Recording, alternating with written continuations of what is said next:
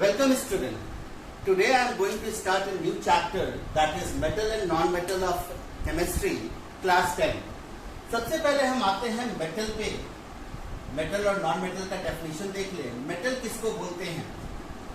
एक ऐसा element which has the tendency to lose electron, या फिर हम ये बोल सकते हैं कि एक ऐसा एलिमेंट जिसके आउटर मोस्ट ऑर्बिट में 1, 2 और 3 इलेक्ट्रॉन प्रेजेंट हो, उसको हम लोग मेटल बोलते हैं. फिर से हम बता दें आपको कि मेटल किसको बोलते हैं? All those element which have the tendency to lose electron, और we can say which have 1, 2 or 3 electrons in their outermost orbit are called metals.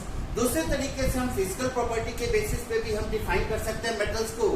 All those element which are hard, which are solid at room temperature, which possesses lustrous nature, which are malleable, which are ductile, are called metal.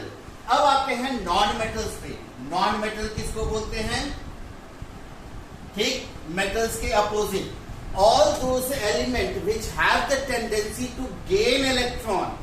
Metal अगर loose करेगा तो gain कोई ना कोई तो करेगा, कोई ना कोई एलिमेंट तो करेगा. तो वो एलिमेंट जो इलेक्ट्रॉन्स को गेन करता हो उसको हम लोग नॉन मेटल बोलते हैं.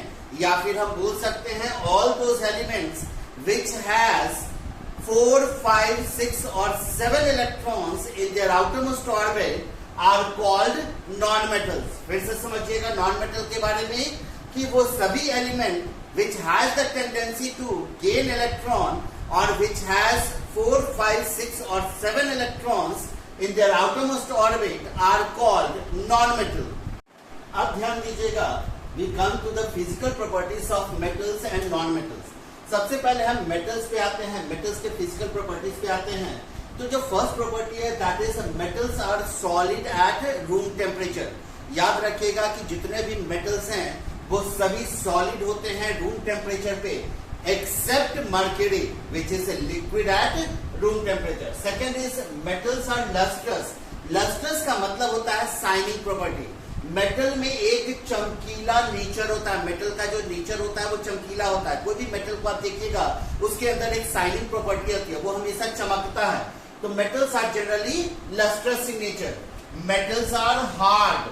जितने भी मेटल्स होते हैं चूंकि वो सॉलिड नेचर के, और सॉलिड की प्रॉपर्टी आप लोग पढ़ चुके हैं, generally solids are hard in nature. उसी तरीके से मेटल्स भी हमेशा हार्ड होते हैं. कुछ एक्सेप्शंस हैं, जैसे सोडियम देख लीजिए, पोटेशियम देख लीजिए, ये सब हार्ड नहीं होते.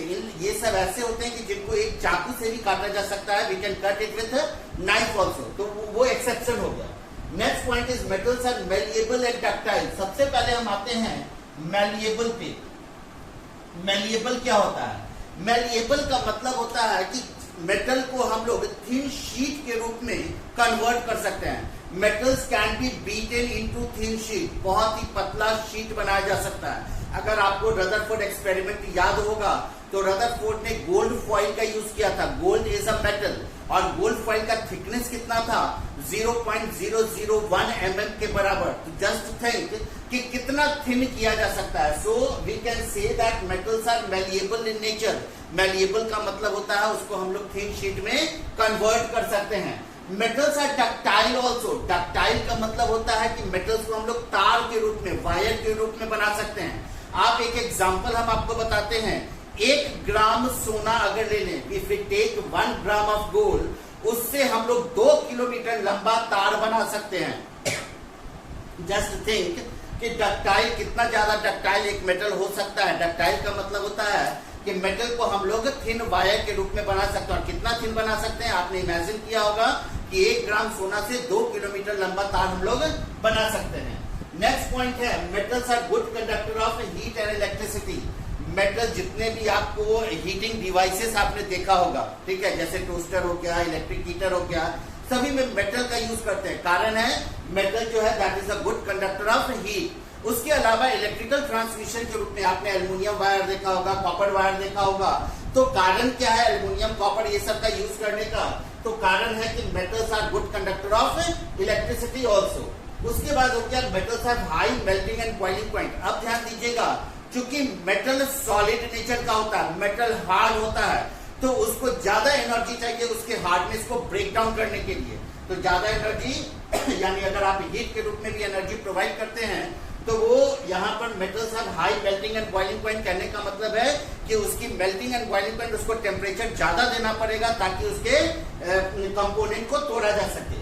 उसके बाद नेक्स्ट पॉइंट है metals are sonorous in nature. Sonorous का मतलब होता है झनकार आवाज करने वाला। आप देखे होंगे घर में बर्तन गिरता है तो क्या आवाज करता है, एक झन सी आवाज आती है। तो इसलिए हम लोग बोलते हैं metals are sonorous in nature. Sonorous का मतलब होता है उसमें एक मेटालिक, एक special metallic sound. Fifth eighth point is metals have high densities. Density का मतलब आप लोग जानते होंगे, density equals to mass by volume. यानी कहने का मतलब है कि स्मॉल क्वांटिटी, अगर यहां पर देखा जाए डेंसिटी है, मैंने बोला कि मेटल्स हैव हाई डेंसिटी, इसका मतलब है कि जितना ज्यादा डेंसिटी, जितना ज्यादा मास होगा उतना ज्यादा उसकी डेंसिटी होगी।